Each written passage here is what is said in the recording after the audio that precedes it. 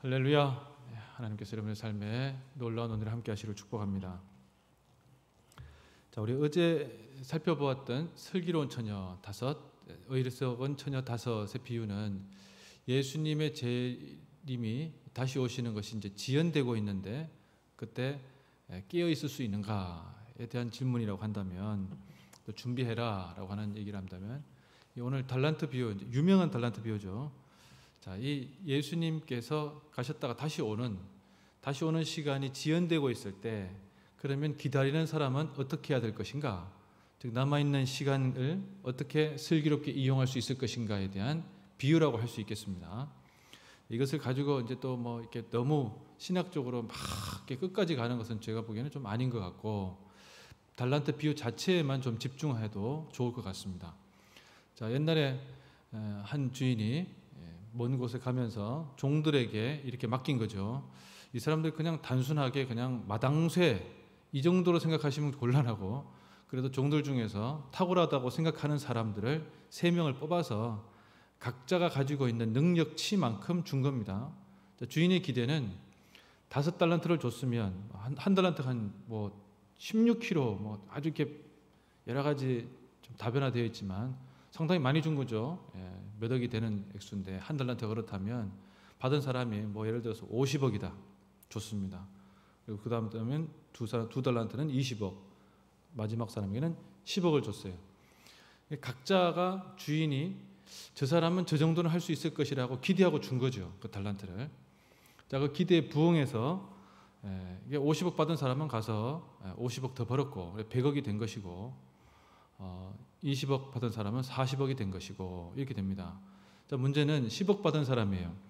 이 사람이 좀 독특한 사람이죠. 이 사람은 땅을 파고 돈을 감추어 두었습니다. 자, 중요한 것은 이 행위가 문제가 있느냐라고 봤을 때, 당시의 귀중품은 땅에 파두고 감추어 두는 것이 최고의 것이었어요.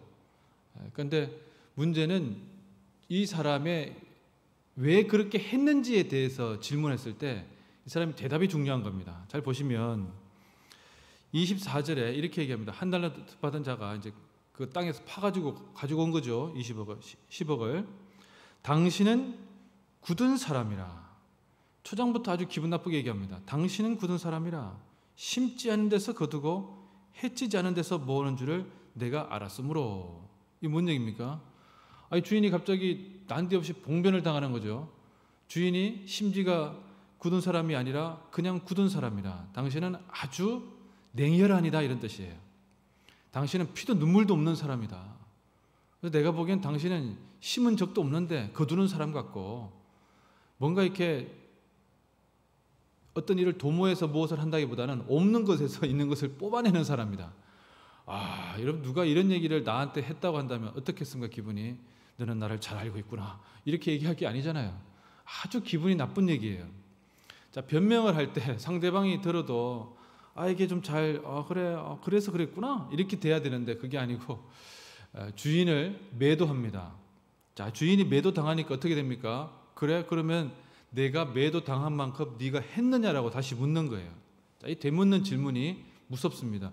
네가 그렇다면 은행에 맡기든가, 아니면은 이 대부하는 데다 줘가지고 이자라도 받아내든가, 아니 왜 내가 아무것도 없는 데서 땅 파서 뭘 하는 건 줄 아냐, 이렇게 얘기하면서 강하게 이 사람을 질책을 하죠.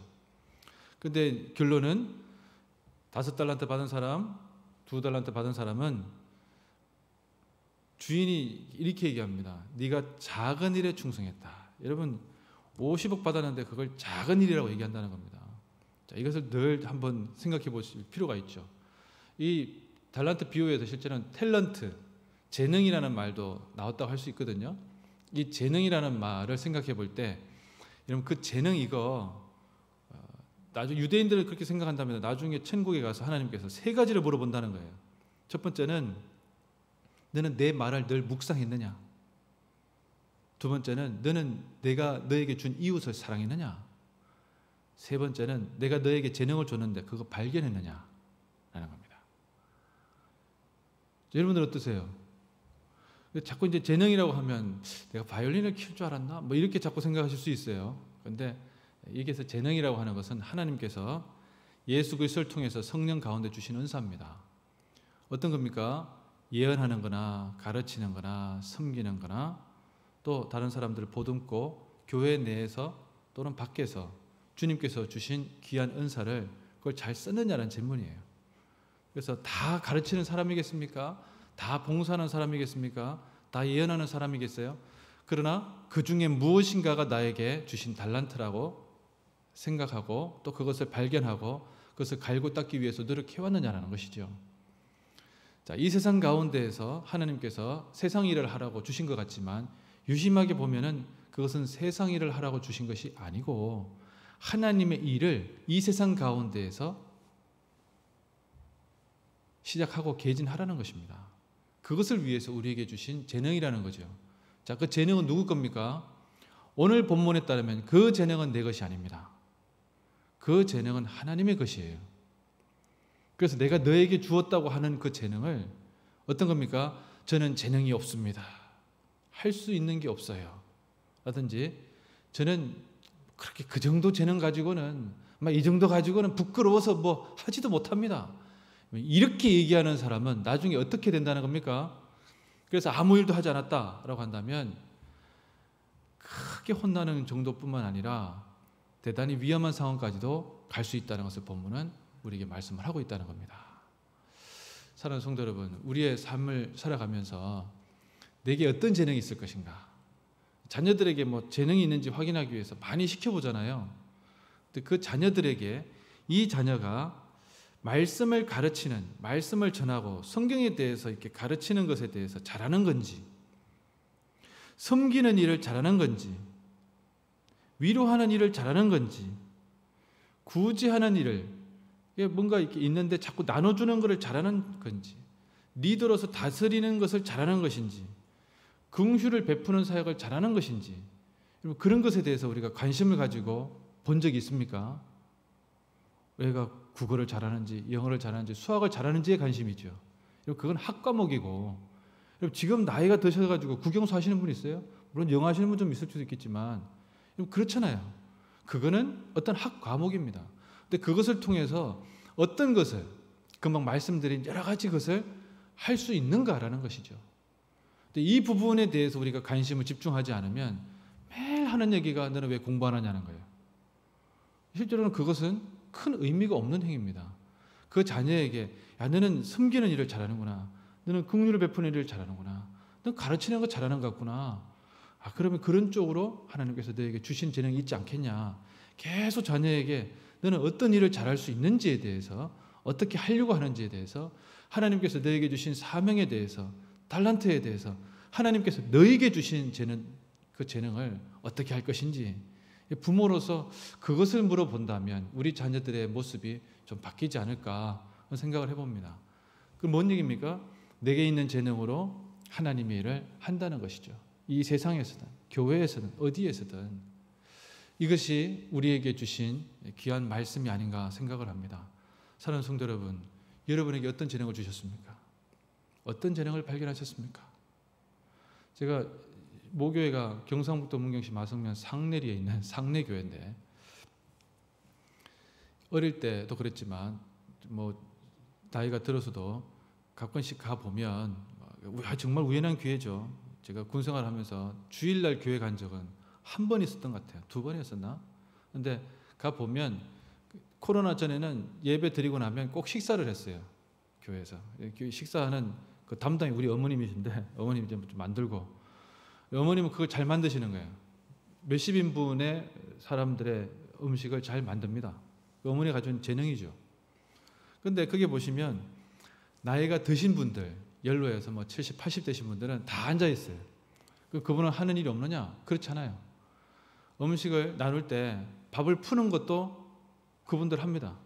끝나고 난 뒤에 설거지하면 설거지까지는 못해도 설거지하고 남은 그래서 물기를 닦아내는 일을 또 하시는 거예요. 그래서 교인들이 다 자기가 가지고 있는 영역에서 힘이 있으면 밥을 옮기고 또는 음식을 만들 수 있지만 힘이 없더라도 뭔가 어떻게 좀 해보고 싶다, 하고 싶다 이 생각이 다 있으신 거예요. 그래서 뭐 있으면 자꾸 하려고 하는 거죠. 저는 그게 볼 때마다 참 귀합니다. 주님의 교회에서 군인 교회 성도님들은 죄송하지만 떠내기처럼 교회에서 신앙생활을 할 때가 많아요. 이 건물 내가 헌금해서 지은 건물이 아닙니다. 민간교회는요, 내가 헌금해서 지은 건물이에요. 접근하는 방식이 달라요. 그래서 접근을 할 때 교회를 사랑하고 보듬는 마음으로 하고 있느냐 아닌가가 때로는 차이가 납니다. 교회 앞에 뭔가 이게 떨어져 있어도 죽는 사람이 있고 안 죽는 사람이 있고 계단에 풀이 나도 뽑는 사람이 있고 안 뽑는 사람이 있어요. 통상은 뭐라고 생각하면 군종병이 뽑겠지 생각하죠. 군종병은 여러분 아들과 같은 나이입니다. 아들이 풀 뽑는 거 봤어요? 시키지도 않는데 하겠어요? 그 계속 시키겠습니까? 그래서 여전도에서 우리 여자 화장실, 남자 화장실 청소를 해요. 여러분 알고 계십니까? 놀라운 일입니다. 여러분 우리에게 맡겨진 일, 교회에서 이게 뭐가 없을까? 내가 교회 뭐 할 게 없을까? 교회는 성도들의 모임이잖아. 이렇게 생각하는 분이 있어요. 그분은 교회론이 없는 사람이에요. 여러분 교회는 건물도 교회입니다. 모인 사람들도 교회예요. 그래서 교회에 뭔가 이렇게 부족한 것이 없는지, 내가 어떻게 해야 될 것인지 그런 부분에 대해서도 한번 생각해 보는 게 필요합니다. 여러분 그것이 우리에게 주신 귀한 달란트, 귀한 일들을 잘 감당하는 자의 몫이 아닌가 또 그런 생각을 해보게 됩니다. 오늘도 하나님께서 내게 주신 달란트 그 무엇이든 그것을 하찮게 여기지 말고 하다못해 무엇이든 주님의 영광을 위해서 쓰임받는 우리의 삶이 되도록 합시다. 기도하겠습니다.